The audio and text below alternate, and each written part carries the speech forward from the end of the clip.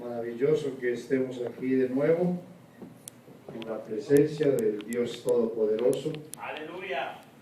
Gracias por darnos este espacio y tener el privilegio de poder compartir la poderosa palabra de Dios. Tú eres bueno, Jesús, santo. El tema que vamos a considerar en esta noche se llama valores femeninos. Este tema está encaminado a dar una orientación no solamente importante, sino amplia con relación a las funciones que la mujer tiene en el programa de Dios. El primer texto lo vamos a tomar de Génesis, el capítulo 2 y el verso 18. Y dijo Dios: no es bueno que el hombre esté solo, le haré ayuda idónea para él. Amén. Génesis 2, verso 18. Todos podemos leerlo en voz alta. Y dijo Dios: no es bueno que el hombre esté solo, le haré ayuda idónea para él. Bien, hemos ya orado al Señor para que Él nos hable, así que tomen sus lugares. Aleluya. Y vamos a permitir que sea el Señor hablándonos, Tú eres bueno. que podamos aprender cosas muy maravillosas. Aleluya. Si pueden grabar o pueden filmar el tema, sería muy importante. No siempre se da una oportunidad como esta. Y a los que sintonizan estos temas a través de la radio, a través de las redes sociales, igual nuestro cariñoso y afectuoso saludo, porque todos estos temas los estamos coleccionando para que luego lleguen a miles y miles de personas a través de nuestra página web www.pastorgabrielalvarez.com. Usted entra ahí a la página, entonces hay cantidad de temas escritos, temas en YouTube, en video y desde luego también en audio, para que el pueblo de Dios sea edificado poderosamente. Aleluya. ¿Por qué tratar un tema como este? Tú eres bueno, Jesús. No solo porque edifica la iglesia, nos da luz respecto a lo que es el compromiso de la mujer en el plano, en el proyecto de Dios, sino que nos va a servir como herramienta para dialogar. Yo no diría para discutir, ni mucho menos para pelear, pero sí para dialogar con las personas que tienen otras ideas tocante a la mujer, Tú eres grande, Jesús. hasta el punto de pensar que ella no puede tener ninguna clase de servicio, de participación en las actividades del culto, que debe permanecer siempre callada, que no puede tener una palabra de edificación, exhortación o consolación. Y claro, lo cual lleva pues a veces a confusión y por qué no a desánimo de personas que tienen el espíritu del servicio, de la colaboración, pero que ante esas situaciones pues queda como la duda: ¿será que lo hago? Y si lo hago, ¿será que está bien? ¿Y no será que estoy riñendo con la palabra? Ahora, los conceptos que cada quien pueda tener, los respetamos como respetamos a los dueños de esos conceptos, pero nuestra sujeción debe ser única y exclusivamente a lo que diga la palabra de Dios. Amén. Si la palabra de Dios no lo dice explícitamente, no hay las normas que nos lleven a entender que tal o cual palabra debe obviamente ser obedecida si viene de parte de Dios, o si por el contrario es una mala interpretación que se le ha dado a un pasaje o varios pasajes de la Biblia.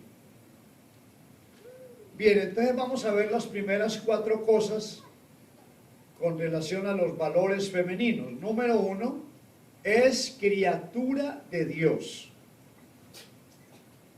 Número 2, debe cumplir una gran función como esposa.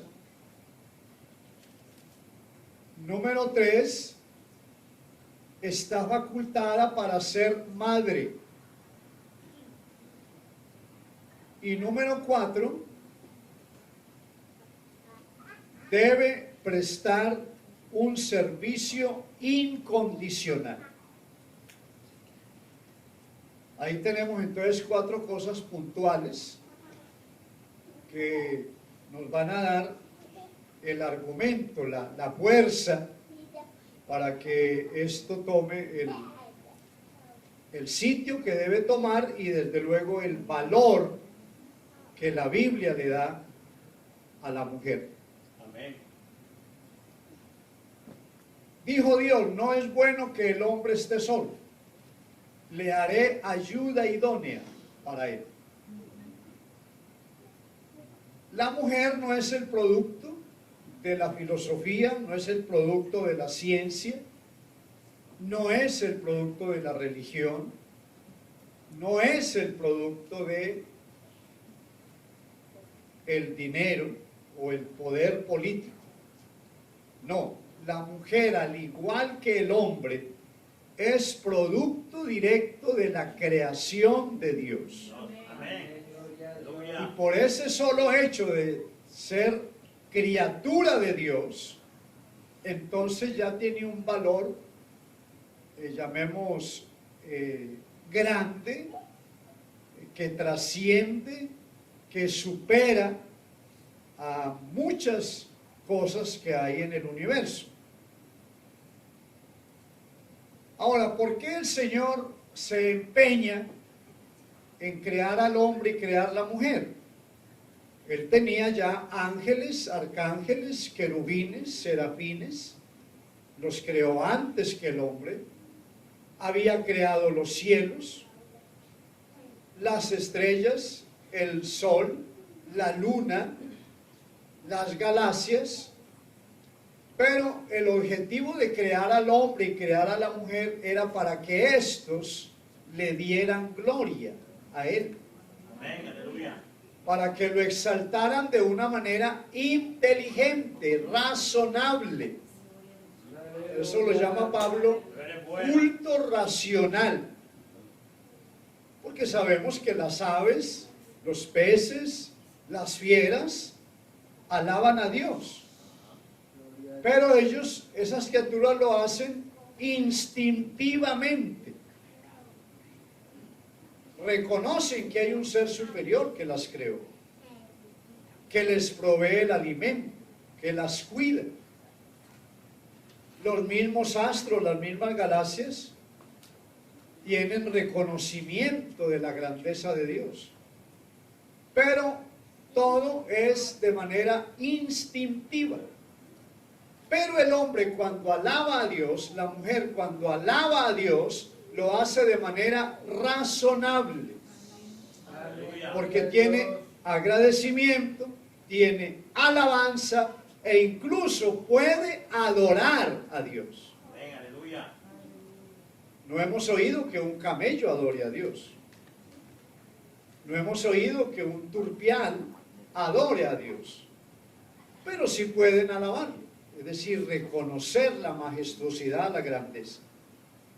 Entonces, esa es la razón por la cual el Señor crea al hombre, crea a la mujer, y luego los une. Adán es sumido en un profundo sueño. Mientras él duerme, el Señor toma una de sus costillas, y de esa costilla él hace una hermosa mujer, de eso no tengamos la menor duda, debió haber sido muy hermosa, y la trae a Adán. Él entonces de una vez le habla a ella, le dice: carne de mi carne, hueso de mi hueso, porque del varón fuiste tomada. Así que Eva es llamada en la Biblia la madre de los vivientes. O sea, esa primera mujer es la compañera, es la esposa de Adán, es su ayuda idónea y llega a ser la madre de los vivientes. De ella va a nacer Caín, va a nacer Abel, va a nacer Set y todo el conjunto de hijos que forman esa primera familia, y después de ellos entonces vendrá la población de toda aquella región enorme de Asia, el Oriente, que van a vivir muchos años hasta que vendrá el diluvio. Va a venir un juicio terrible, quedarán solamente 8 personas, con esos 8 de nuevo se va a poblar la tierra y la historia va a tener su gran desarrollo. ¿Por qué es bueno conocer estas bases? Que la mujer es criatura, la mujer es esposa, la mujer es madre y la mujer es servidora, para darle el lugar que se merece y el que Dios, no es que nosotros nos lo estemos inventando, es que Dios mismo la ha colocado en esos escalones, en esos peldaños de bendición, y todo para que el nombre de Él sea glorificado. Amén, aleluya. Eres bueno. Gloria a Dios. En cuanto a criatura, esposa, madre, no creo que haya necesidad de ahondar demasiado, pues conocemos bien esa parte y no ha sido motivo de discusión. Ha sido generalmente aceptado que la mujer es criatura de Dios, que está facultada para ser esposa, está facultada para concebir los hijos y desde luego está llamada a servir. Seguramente el primer campo de servicio de la mujer es en su propio hogar. Lo hace desde muy temprana edad, ayuda al padre o ayuda a la madre o ayuda a sus hermanitos, y no necesariamente tiene que ser casada para ser una excelente servidora en diferentes campos. Ahora, miremos un poco de la contraparte antes de entrar en materia de los puntos, llamemos, espinosos, neurálgicos. El problema son las culturas.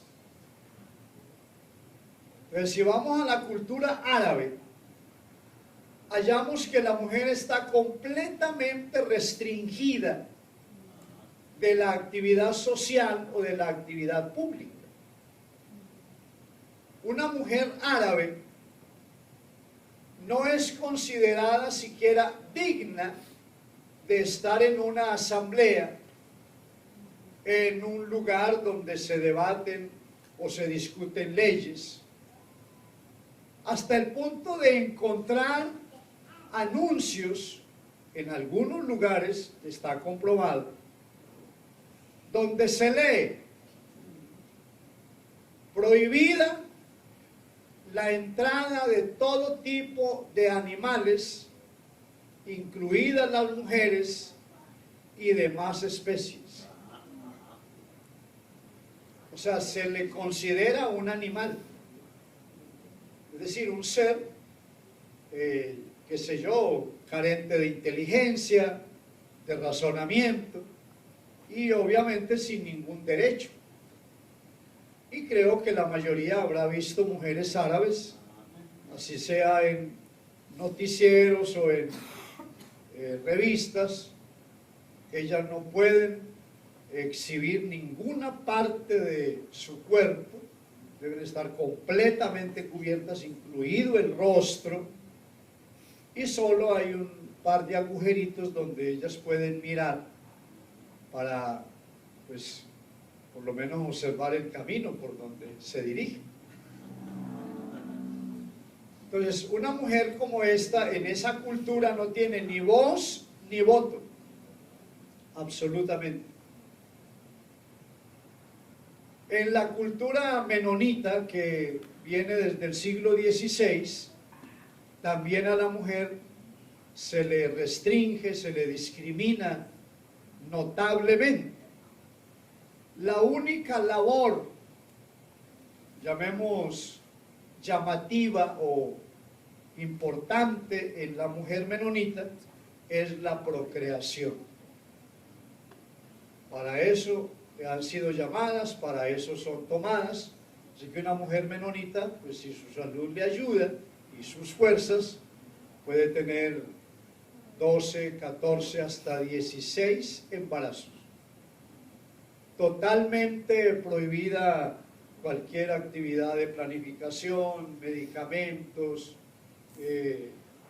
herramientas, digamos, científicas, no. Absolutamente todo eso está controlado. Y su labor, su misión es la de dar a luz muchos hijos, todos los que aguanten. Porque ni siquiera está llamada a recibir afecto. No hay que darle afecto, no hay que darle cuidados, no hay que mimarla, no. Es una máquina de producir hijos. Tuve, llamemos, el privilegio de conocer un poco de cerca esto, porque todo lo que uno aprenda le puede ser útil. Amén. Porque me tocó vivir un tiempo cerca de una comunidad menonita, y más o menos eso es lo que alcanzamos a conocer.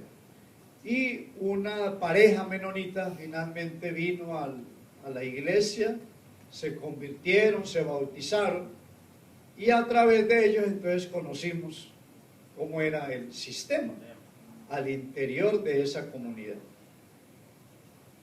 Algunas etnias indígenas las tenemos en Colombia, las hay en Bolivia, parece que en otros países centroamericanos. También la mujer es muy discriminada. Es la que debe cumplir las principales funciones en la cacería, en la pesca. Y hasta el punto, que suena pues curioso, que cuando ella está en embarazo, está próxima a dar a luz, el que se acuesta para tener todos los cuidados es el esposo.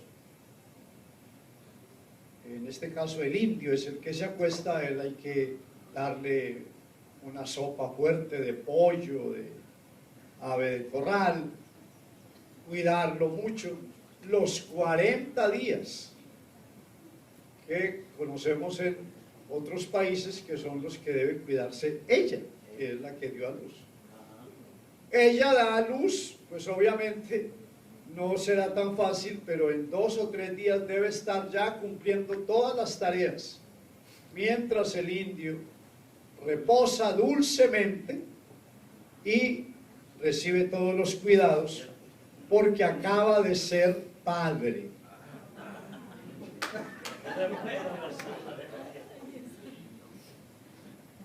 Esto como para darles una idea de lo que son las culturas y cómo se maltrata, se discrimina, se hace a un lado a la mujer. Pareciera que la Biblia también fuera escrita en un idioma machista, pareciera. ¿Por qué? Porque fueron hombres los reyes, fueron hombres los sacerdotes y fueron hombres los profetas, que era el mayor índice o, digamos, la gama principal de liderazgo para la nación hebrea. Pero no siempre esto fue general. Creo que conocemos que una mujer llamada Esther llegó a ser reina y era de la nación hebrea. Que una mujer llegó a ser juez, como lo fue Débora, en la época de los jueces, y dice que ella juzgaba a Israel debajo de un arbusto. Ahí venían todos a consultarle. Eso es Jueces, el capítulo 4, que da a entender que la mujer entonces no siempre fue discriminada. Y lo que es más grave, si hubiese sido discriminada, entonces pues los culpables serían los mismos hombres que no tuvieron la gallardía, la valentía, la capacidad de juzgar a Israel, y una mujer fue la que lo hizo. Qué vergüenza para los señores, ¿cierto? Pero cuando entramos al Nuevo Testamento, o por lo menos a la actividad que narran los evangelistas, ya baja un tanto, digamos, la presión, y aparecen mujeres que le servían a Jesús. Dice que le servían de sus bienes.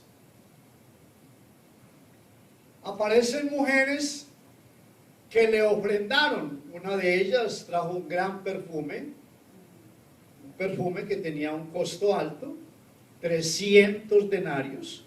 300 denarios era el salario de un año de trabajo. Es decir, 300 días, porque el precio del jornal era un denario por día. ¿Y cómo? ¿Y luego el año no tiene 365 días? Para nosotros sí. Para los hebreos es más corto, 358. Y esos 58 días se los pasan en fiestas. Fiestas de 3 días, fiestas de 7 días, que días de reposo. Entonces ahí pues se recorta completamente. Llamemos el perfume, que es lo que la Biblia narra, sí fue de mucho valor. Incluso uno de los discípulos, que era el tesorero, bueno, yo no tengo nada malo contra los tesoreros, pero sí hay que abrir el ojo, porque este era el que manejaba la bolsa, y dijo: ¿y cómo? ¿Cómo este desperdicio? ¿Por qué no vender el perfume en 300 denarios y entonces ayudar a los pobres? Pero no es porque él se preocupaba por los pobres, sino porque él era el tesorero y sacaba de la bolsa. Terrible. Eso es San Juan 12, los primeros 10 versos. Bien, todo esto para que nos ubiquemos. Aparece ya en los Hechos Apostólicos algo muy magistral, porque cuando se derramó el Espíritu Santo en el aposento alto, claro, la gente se asombró al oír que hablaban en lenguas, al ver esa manifestación gloriosa de la presencia divina, e incluso comenzaron a juzgar mal. Están ebrios, están llenos de mosto, porque claro, eso no era común. Pero Pedro levantó la voz y dijo: no están ebrios como vosotros suponéis, puesto que es la hora tercera del día. La hora tercera era las 9 de la mañana. Y ver una persona embriagada a esa hora, eso no era común. Era prácticamente imposible. La gente tomaba sus copas, y había personas adictas al vino, pero lo hacían en la noche y se iban a reposar a sus casas. Pero un borracho a las 9 de la mañana, eso sí, no estaba en ningún cálculo. No están ebrios como vosotros suponéis, sino que esto es lo que profetizó Joel, que en los postreros días derramaría de su espíritu sobre toda carne, y vuestros hijos y vuestras hijas profetizarán. Ahí incluye hombres y mujeres, hijos e hijas. Los ancianos soñarán sueños, los jóvenes tendrán visiones. Y luego repite, y vuestros siervos y vuestras siervas profetizarán. A ver, acá es muy conveniente, yo les agradezco y les recomiendo que estos puntos son los que ustedes deben tener en cuenta a la hora de dialogar, no dialegar, sino dialogar con las personas que tienen otros conceptos. Eso que les acabo de citar está en el capítulo 2 de Hechos de los Apóstoles. Ahí desde el verso 1 hasta el verso 20 está toda la explicación. Y dice, hijos e hijas. Para mi hija es una mujer, ¿o no? Siervos y siervas. Sierva es una mujer. Hablando en el sentido femenino.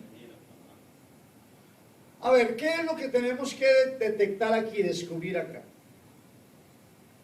El dueño de los dones, el dueño de los ministerios, no es el hombre ni es la mujer. Eso tiene que quedar claro. El único dueño de los ministerios, cualquiera que sea, es el Espíritu Santo. ¿Y quién puede negar que una mujer no sea digna de ser llena del Espíritu Santo? Si una mujer no puede ser llena del Espíritu Santo, no tiene ese derecho a ser llena del Espíritu Santo, entonces sí tenemos una Biblia machista, tenemos un Dios machista, y ahora falta mirar si las mujeres se salvan o no. Claro, con semejante manera de mirar las cosas. Pero no, el Señor vino a buscar y a salvar lo que se había perdido, y eso incluye a toda la humanidad. Razas, tribus, lenguas. Amén. Yo creo que las mujeres deben estar alegres. Nos van a invitar a cenar esta noche. Eso es lo que más susto me da a mí.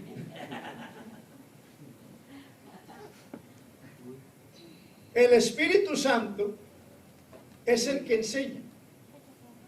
El Espíritu Santo es el que edifica, exhorta, consuela. Es el que trae la profecía. El Espíritu Santo es el que trae el Evangelio, el que trae al Maestro. A partir de ahí, de ese principio que es el Espíritu Santo, entonces el argumento de que la mujer no puede ser usada para llevar la palabra se va desboronando. ¿Por qué? Porque es que no es ella la que se inventó esta historia, no es el hombre el que se la inventó, no es un grupo, una organización. No, lo que está establecido en la palabra, nada ni nadie lo puede quitar.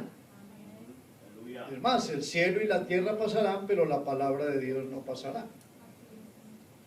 Pero esto vamos a verlo con argumentos más sólidos, porque hasta ahí, pues sí, maravilloso, qué bonito, pero no, llevémonos información más completa.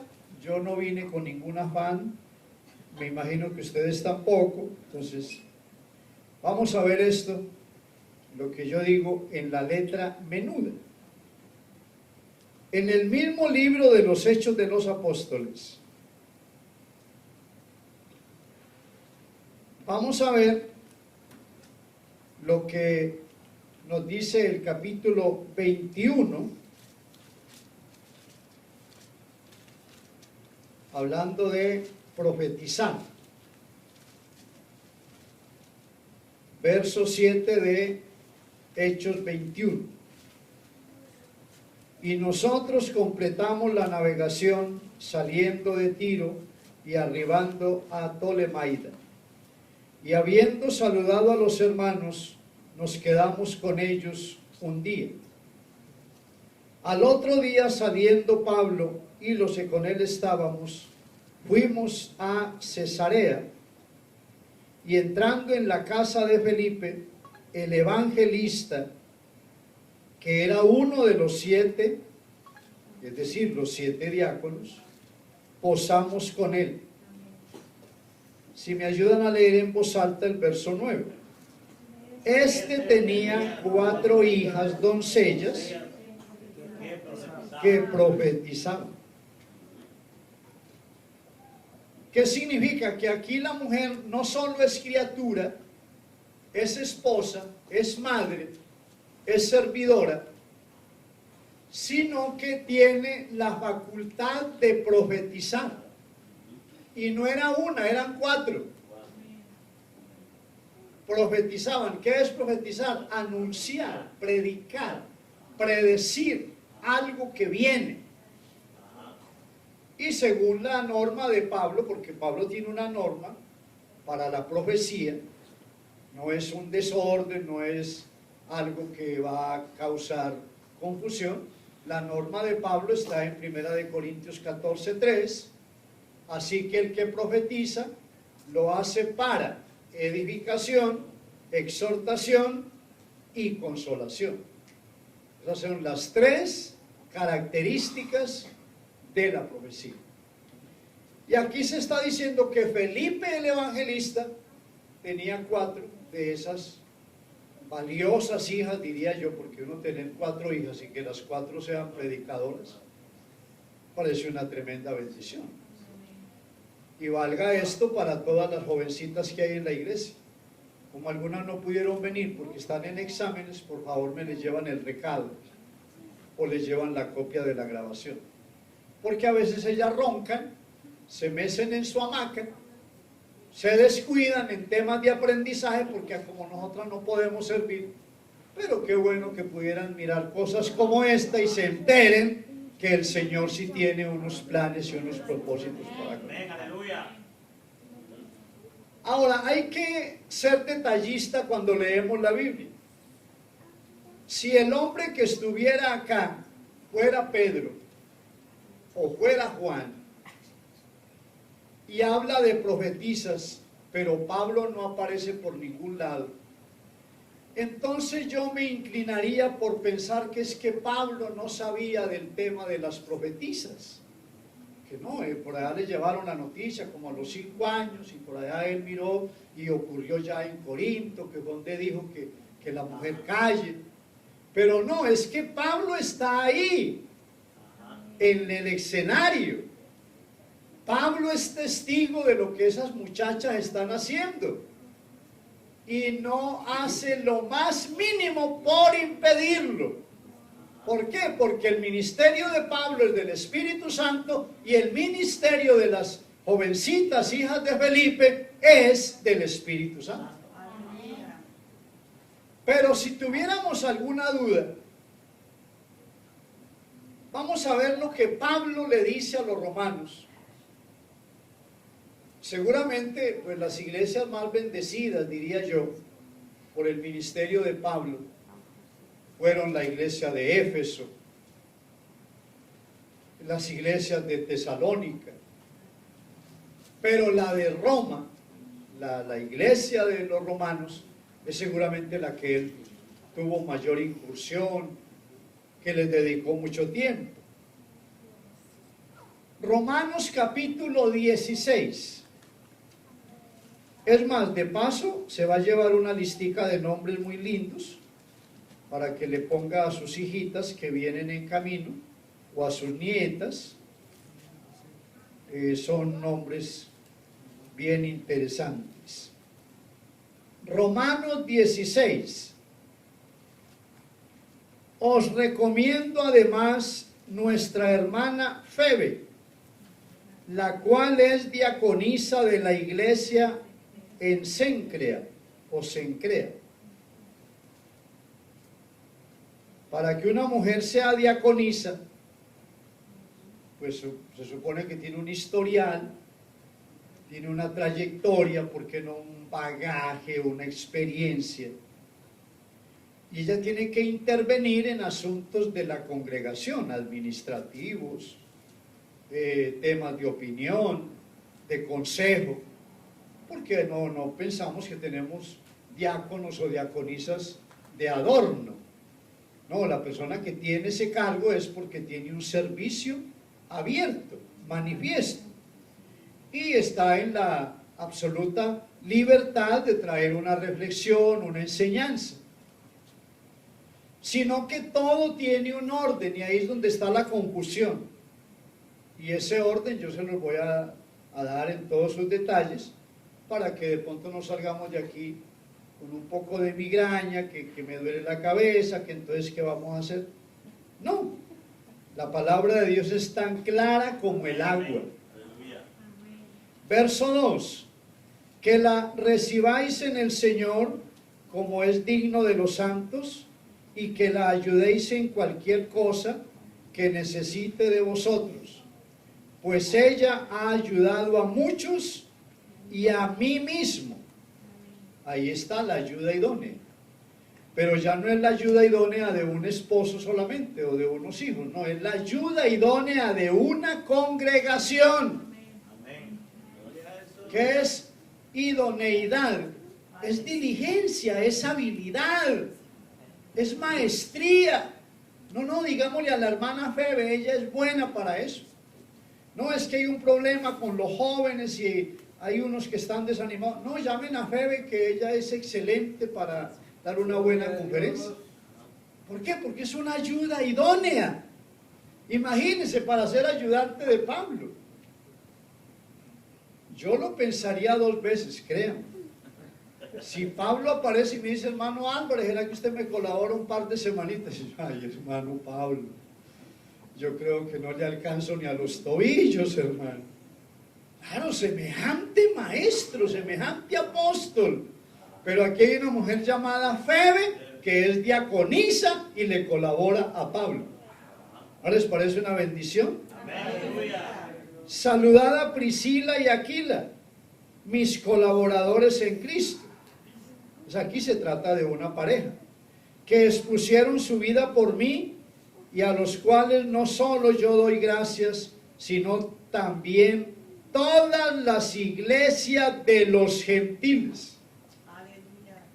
No solo eran útiles ahí en la congregación local, sino que iban a todas las congregaciones vecinas por allá a la distancia y eran de bendición para el pueblo de Dios. Amén. Aleluya. Pues ¿cómo nos vamos a atrever a meter en un convento a las damas de la iglesia? A meter en un convento a ciertas personas porque caprichosamente a alguien se le ocurra. No, a libertad fuimos llamados. Aleluya. Amén, claro que le podemos dar un tremendo aplauso al Señor de la gloria. Pero a ver, veamos un poco más. Saludad también a la iglesia de su casa. O sea, tenían iglesia propia, una congregación en su hogar. Saludad a Epeneto, amado mío, que es el primer fruto de Acaya para Cristo. Saludad a María, la cual ha trabajado mucho entre vosotros. Saludad a Andrónico y a Junias, mis parientes, y mis compañeros en mis prisiones, los cuales son estimados entre los apóstoles y que también fueron antes de mí en Cristo. Saludad a Amplias, amado mío en el Señor.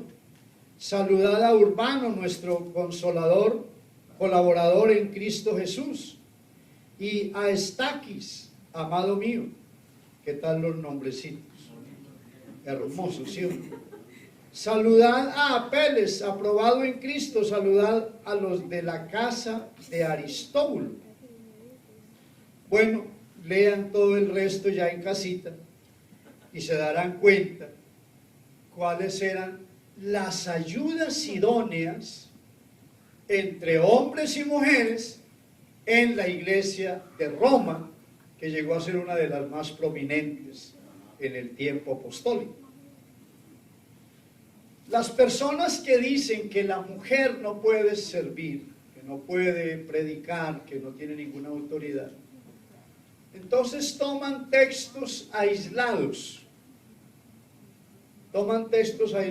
y no leen ni el contexto cercano ni el contexto lejano. ¿Qué es el contexto cercano? Los versos que hay antes y los que hay después del versículo en cuestión. Están ahí pegaditos en el mismo capítulo. Y el contexto lejano es el que está en otro libro. Pero que como no se lee el otro libro, sino que solamente se le muestra este, y de ahí se quiere formar una doctrina, la persona que no tiene capacidad de entendimiento, de comprensión de las escrituras, claro, queda tuturuta de una vez, queda como que le dan un cocacho, se marea y dice, oh, qué revelación, oh, qué iluminación tiene ese hombre o esa mujer. A ver, les voy a dar dos palabras, que esto se utiliza ya en seminarios y esto es ya hermenéutica, pero les voy a dar siquiera dos para que ustedes tengan en cuenta. La una se llama descripción. Descripción, es describir algo, descripción. La otra se llama prescripción. En lugar de D, lleva la P.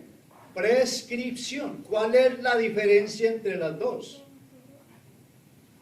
Descripción es describir, es contar una historia, un hecho, un acontecimiento en un momento dado. Describió algo que pasó. Prescripción es repetir muchas veces la misma historia. Puede ser la misma, pero al prescribirla, repetirla tantas veces, entonces se hace norma, se hace una ley. ¿Qué dice la Biblia? Que toda palabra conste en boca de 2 o 3 testigos. Lo que no conste en boca de 2 o 3 testigos está en duda, si es cierto o es falso. Y de un tema que no esté prescrito, es decir, apoyado por 2, 3, 4 pasajes de la Biblia, entonces no se puede establecer una doctrina. Es una descripción que se hizo con un problema que hubo en un lugar, en una época de la historia, válido, y hubo correcciones, y está bien. Pero resulta que usted no lo encuentra por ninguna otra parte de la palabra. Entonces no llegó a ser prescripción, sino solo descripción. No vamos a leer los pasajes porque son conocidos, o al menos eso pienso yo, ¿no? Primera de Corintios 11, lo pueden anotar ahí en sus referencias. Tiene 2 puntos de gran discusión. Tiene el tema del velo y tiene el tema del cabello en la mujer. A ver, ampliemos un poco el panorama. La iglesia de Corinto en realidad tenía muchos problemas. No era solamente el pelo y era el velo, y era que las mujeres hablaban demasiado. Bueno, eso sigue siendo un problema hasta hoy.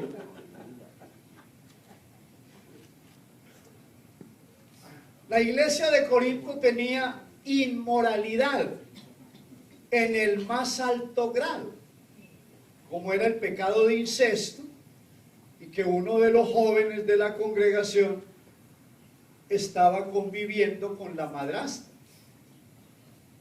Entonces, claro, eso fue horroroso. Pero desde que usted lee el primer capítulo de la primera carta a los Corintios, que hay entre vosotros disensiones, que el uno dice yo soy de Pablo, el otro dice yo soy de Apolos, otro dice no, yo soy de Cefas. Toda una serie de conflictos. Pero el saludo que Pablo le da a la iglesia cuando le envía la carta, es un saludo maravilloso. A la iglesia de Dios que está en Corinto. ¿Cómo se le ocurre? Y esa iglesia con todos esos problemones y esas peleas y pleitos y celos y envidias, tenían problemas con el pastor, no lo querían sostener. Por eso Pablo dijo, pues si para otros no soy apóstol, para ustedes yo sí soy apóstol, porque el sello de mi apostolado son ustedes. Y el obrero es digno de su salario y el que predica el evangelio viva del evangelio. Todo eso lo trató Pablo. Pero ¿a qué quiero llegar? Que el tema del velo y el tema del cabello y hablar en la congregación las mujeres no era lo único. Pues algunos hacen creer que eso era lo más abominable, eso era lo peor. No, esas eran apenas las moneditas. Pero había billetes más gruesos. En lo de 1 Corintios 11, que ahí está tratado el tema del velo, el tema del cabello y el tema de la Santa Cena. Ahí están los tres. Que también la cena la habían vuelto un paseo. Llevaban ollas allá de comida y unos comían a reventar y los otros apenas miraban. Les salían lágrimas así como al cocodrilo. Lágrimas de deseo. No se confíe de todos los que lloran, ¿no? Entonces, mire, Pablo mismo da la respuesta en el tema del cabello y raparse y no raparse, porque la cultura del momento, entonces, tenía normas, llamemos la cultura fuera de la iglesia. Es una mujer que se iba a la vida, llamemos de prostitución, que algunos las llaman las mujeres de vida alegre, pero yo no le veo nada de alegría a eso. Más bien es como de vida muy triste, ¿cierto? Entonces, se rapaban. Esa era una señal de que habían entrado en una condición de inmoralidad. Dice, pues eran muy valientes porque entonces querían que las distinguieran o querían exhibirse y una forma era raparse. Cuando llegaban a la iglesia, entonces la mujer rapada pues era mirada como tal, ¿cierto? Ay, llegó la hermanita Sofía, vino rapada. ¿Cómo? ¿De dónde viene? Entonces, para evitar eso, supongamos que se había convertido y apenas le estaba creciendo el cabello, pero para evitar esa burla, entonces que se cubra y se debía poner el velo. Pero cuando ya el cabello tomaba su tamaño normal, entonces Pablo vuelve y dice en el mismo capítulo que a la mujer en lugar de velo le ha sido dado el cabello. O sea, si ya lo tenía de una medida aceptable, pues no había problema. Mírese, con la mujer definitivamente la gente ha querido jugar. ¿Qué decir del comercio que hay con la mujer, las propagandas? En Colombia ocurrió, afortunadamente ya no es tanto, pero en alguna época, algunos pastores, entonces enseñaron que la mujer debía ponerse un moñito rojo en su cabeza, se vestía, se organizaba un moñito rojo, y con eso estaba diciendo que estaba en el ciclo menstrual. Y que si ya, pues con esa señal, entonces ya para saber y no pasarla al altar. ¿Se imagina la humillación para una mujer con esos moños? En otras se estableció, eso se llamaron los pastores ladrillo. Había un ladrillo a la entrada del auditorio. Ladrillo pues es bajito, tiene, qué sé yo, 4 o 5 centímetros. Entonces la mujer llegaba y se paraba al lado del ladrillo. Si la falda tocaba el ladrillo, que eso equivalía a que prácticamente le cubría también el tobillo a ella, podía pasar al culto. Si no daba la medida, debía regresarse a su casa y cambiarse. ¿Dónde dice algo la Biblia de semejante cosa? En ninguna parte. Ahora, el tema de el moñito rojo y lo del ciclo menstrual, pues en el Antiguo Testamento se habla claramente sobre las normas de sanidad, pero ya no estamos bajo la ley, estamos bajo la gracia de Dios. Aleluya, tú eres bueno, Jesús. Bien, entonces es el tema del velo. Yo tengo comunión con las iglesias Asamblea Apostólica, donde usan el velo. He ido a predicar, ellos han venido a mí. Tenemos comunión, yo respeto muchísimo a las damas que usan su velo. Ellas piensan que debe ser así. ¿Para qué discutir por algo que es más cultural que doctrinal? Que una cosa es la cultura y otra cosa es la doctrina. Y no se puede sustentar por lo que dije anteriormente. No hay más pasajes que hablen de eso. No hay. El cabello. Hay congregaciones donde la mujer no puede tocar el cabello en toda su vida. Y el cabello crece y crece y crece, hasta tener 1 metro, hasta 2 metros.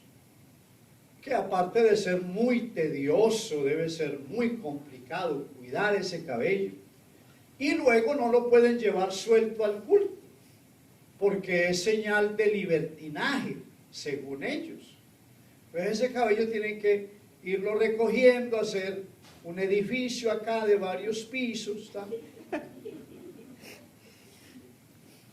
Complicado. Es más, la mayoría tiene que hacer el edificio la noche antes.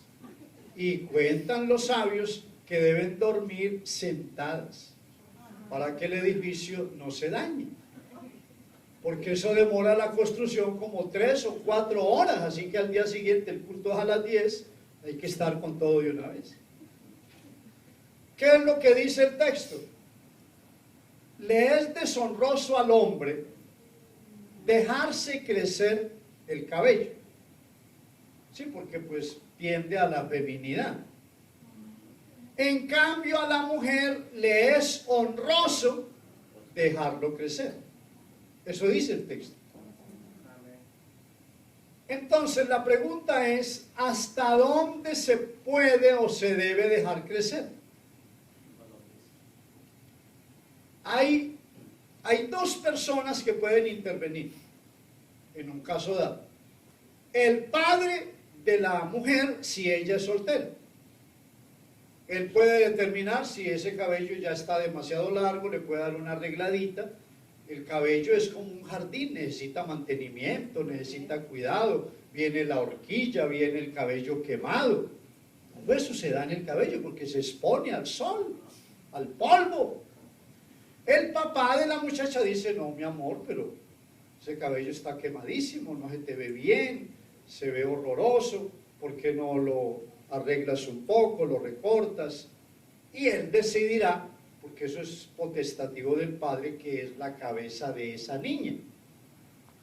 Cuando ella se casa, la otra persona que tiene autoridad sobre esa personita y su cabello es el esposo. Si el esposo quiere que tenga un cabello erizado como el de doña Brujilda, como si se hubiera peinado con soplete, una cosa así que vio algún espíritu malo y quedó.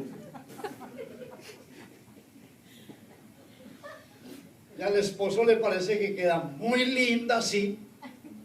¿Qué vamos a hacer? Él es la cabeza.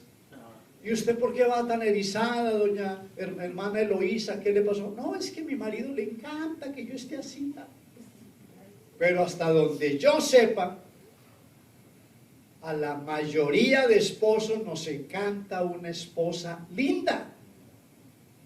No hay amén, pero la esposa me encanta que sea linda, hermosa. Amén.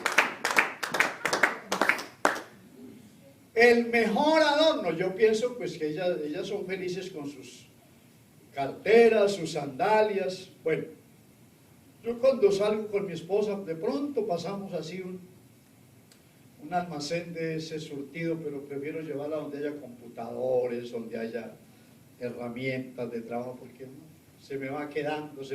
Ay, mira esto, ay, mira esto.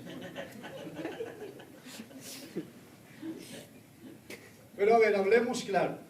Aparte de las sandalias, aparte de la cartera linda, el mejor adorno para una mujer es el cabello.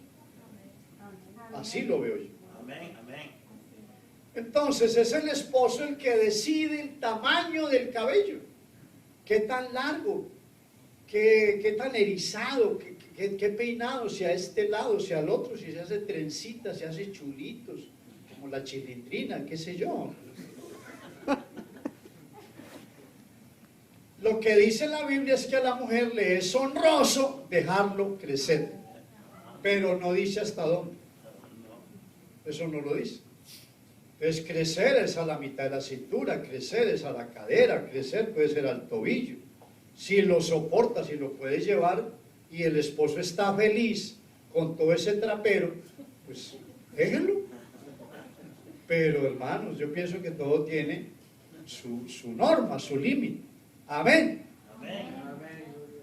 Pero viene el punto, y vamos a pensar que este sea como el cierre, para que esto no se vaya de vigilia. No, y si no, no puedo volver a predicar, dice, no, ni lo llamen. Que... El tema de guardar silencio. Primera de Corintios, es la misma carta la que nos va a dar base sobre eso. El capítulo 14.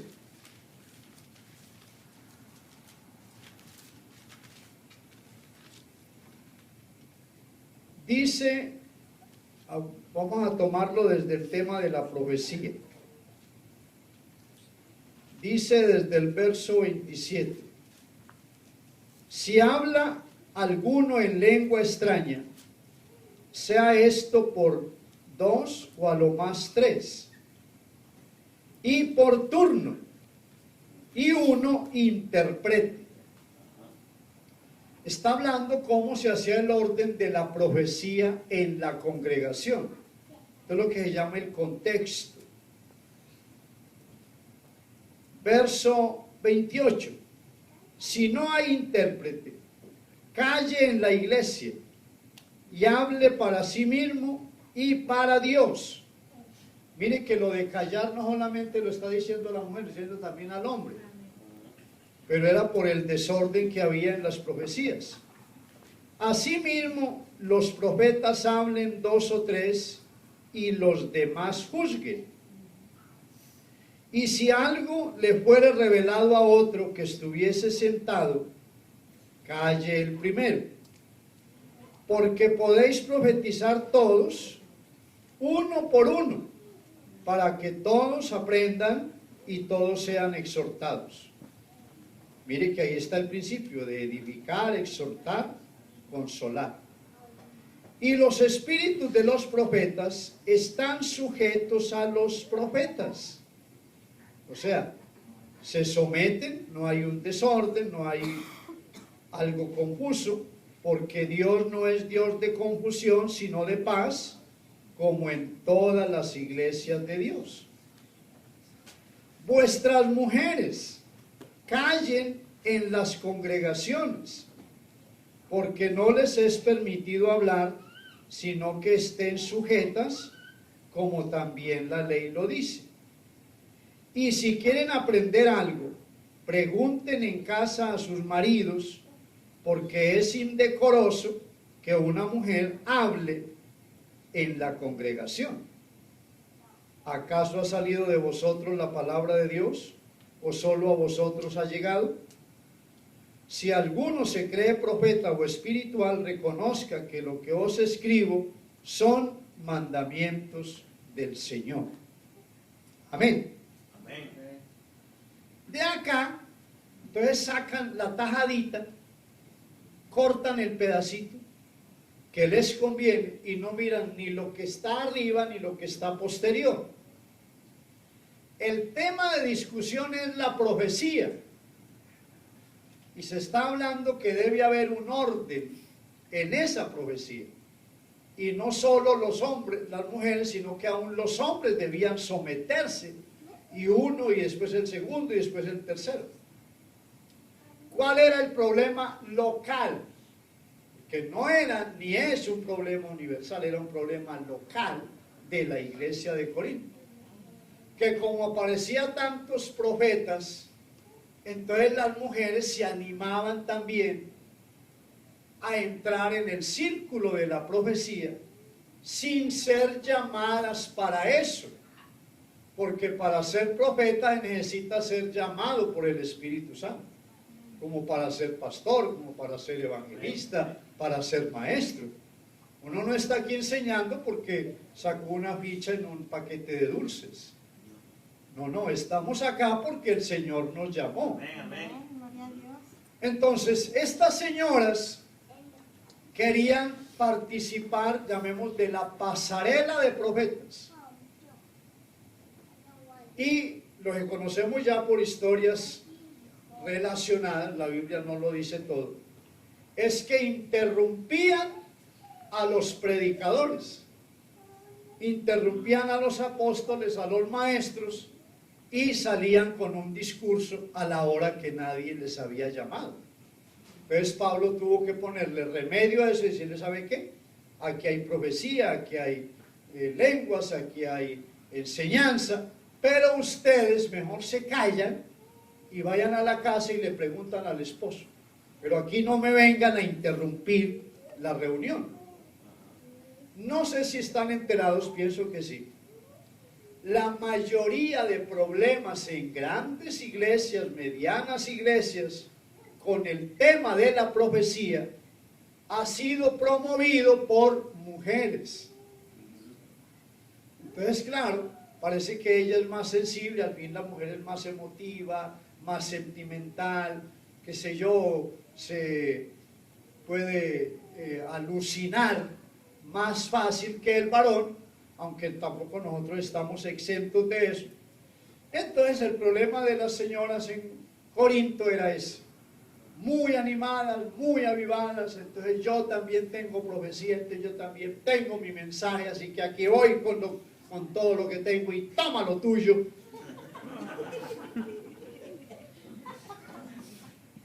Entonces Pablo dijo, no, así no, ya con ese desorden no se puede, porque él está procurando siempre todo lo que apunta a que Dios es un Dios de orden, no es un Dios de confusión. Ahora, si fuera radical, entonces hubiera prohibido a las hijas de Felipe y no hubiera dicho lo que dice Tito. Vamos a ver a Tito. Por eso les decía, lo que se requiere es un orden. No es una prohibición, es un orden que debe haber para todo. Dice acá Tito, el capítulo 2. Pero tú habla lo que está de acuerdo con la sana doctrina. Que los ancianos sean sobrios, serios, prudentes, sanos en la fe, en el amor, en la paciencia. Las ancianas, y seguro que no se refiere a viejitas de 90 años, no, se refiere a mujeres con madurez en el conocimiento. Las ancianas asimismo sean reverentes en su porte, no calumniadoras, no esclavas del vino, maestras. Yo no sé cómo puede haber una maestra que no hable. Es maestra del bien, pero debe tener una tremenda expresión. Que enseñen a las mujeres jóvenes a amar a sus maridos y a sus hijos, a ser prudentes, castas, cuidadosas de su casa, buenas, sujetas a sus maridos, para que la palabra de Dios no sea blasfemada. Noten que esta recomendación es sumamente sabia, le da la facultad de que enseñe, que ponga principios, ponga valores, y que prácticamente el centro de su trabajo tenga que ver con la familia. Porque no es que esté prohibido en la Biblia, pero una mujer explicando todas las profecías del libro de Daniel, del libro de Ezequiel, todo el Apocalipsis, pues no es que el Espíritu no pueda usarla, que para Dios todo es posible. Amén. Pero se entiende que hay unos ministerios que están reservados, una revelación, es una capacidad que está más dado al hombre que a la mujer. Retrocedamos un poquito a la primera epístola de Pablo a Timoteo. Ahí ya creo que nos queda completo el recorrido.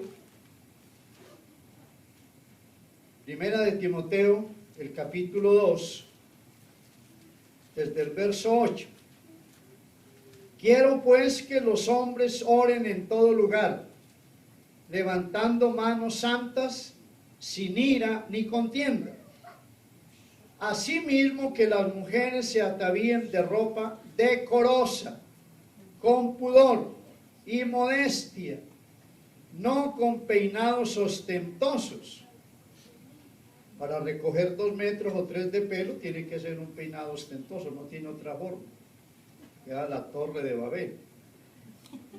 Ni oro, ni perlas, ni vestidos costosos.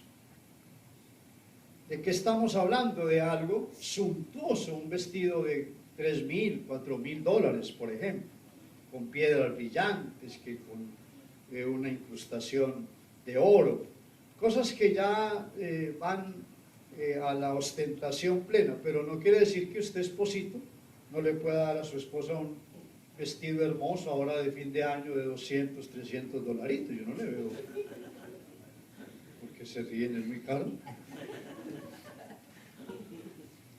El asunto es cómo lo usa, porque si ya no saluda a nadie, no conoce a los miembros de su iglesia, pasan volando, pues le hizo daño el vestido de un precio, llamemos mediano, porque costoso ya sería que entre en la suntuosidad, como usan las reinas, las celebridades y eso.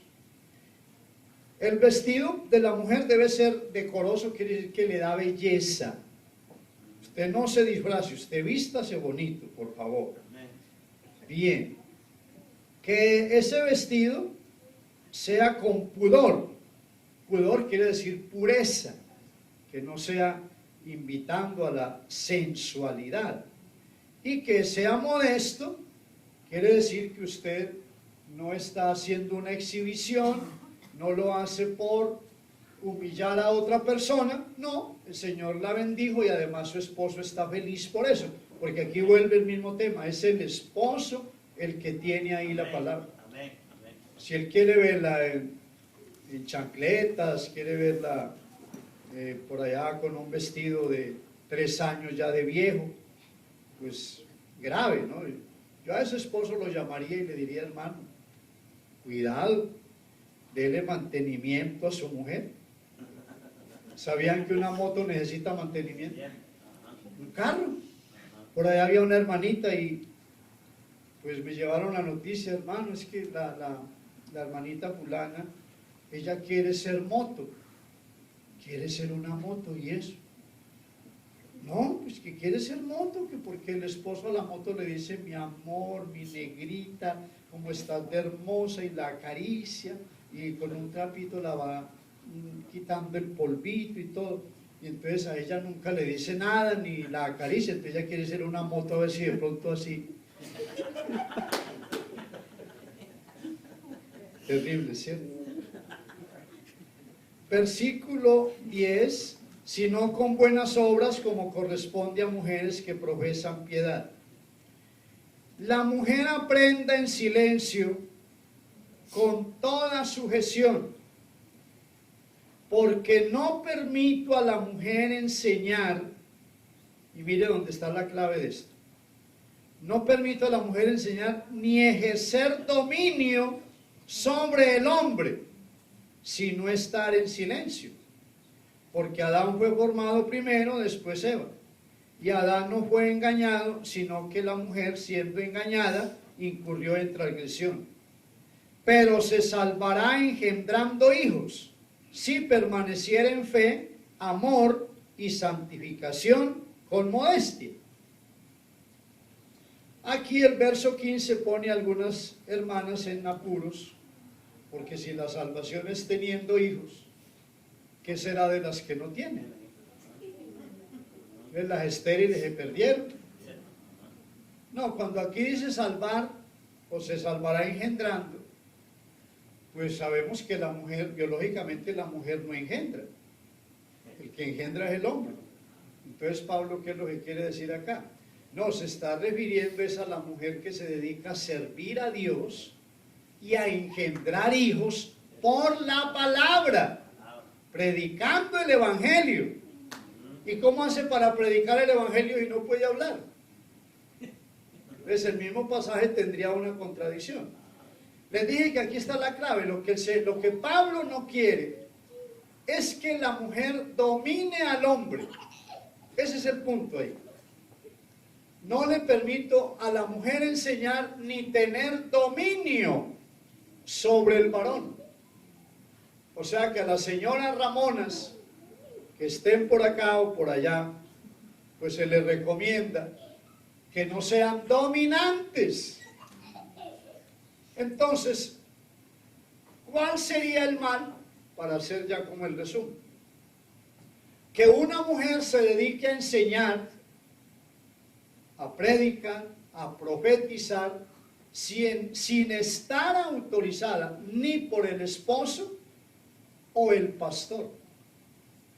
Pero si el pastor delega la autoridad, hermana Sonia, hermana Marta, hermana Amparo, hermana Juana, entonces al tener delegación de autoridad, ahora ella no está incurriendo en ningún mal, está autorizada para llevar la palabra. Ejemplo, yo pues me considero todo un varón, ¿no? Pero imagínense que yo hubiera venido a predicar acá sin autoridad. Permiso, a ver, por favor, me abren espacio y ya paren esa alabanza que aquí llegué yo y entonces esto es así. Sería escándalo, ¿cierto? Pero hay una autoridad, hay una delegación de funciones. Entonces lo que hay es que cuidarse en todo esto, que haya un buen orden, naturalmente el buen testimonio, la trayectoria cristiana.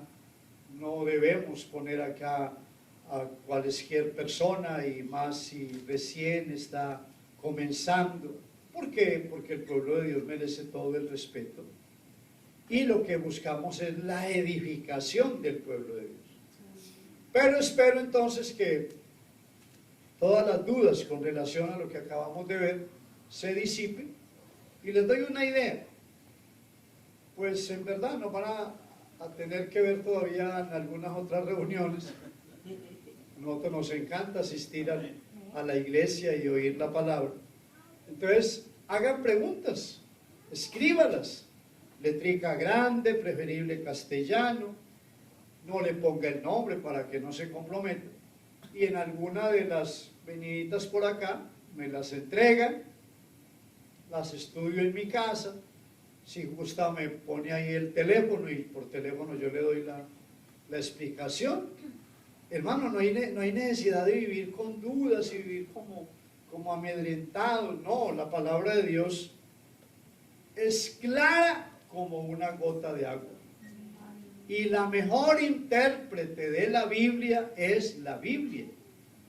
Ella misma nos da todas las explicaciones. Les agradezco mucho su paciencia. Vamos a dar gracias a Dios. Estén en pie, por favor. Que el Señor nos ayude a entender esto y muchas otras cosas que seguramente nos generan alguna preocupación. Y no es para que usted se esconda y que entonces esto no lo sepa fulano, sotano. No, lo que la Biblia dice es para que lo sepa todo el mundo. Señor, te damos gracias. Eres bueno, eres maravilloso. Que tú vives, tú reinas por todos los siglos. Que esta palabra no vuelva vacía, que sea prosperada en aquello para lo cual tú la envías.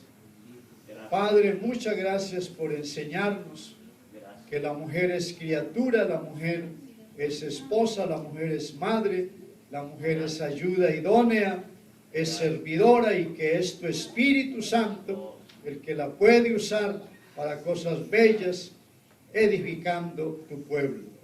En el nombre de Jesús. Amén. Bendiciones para todos.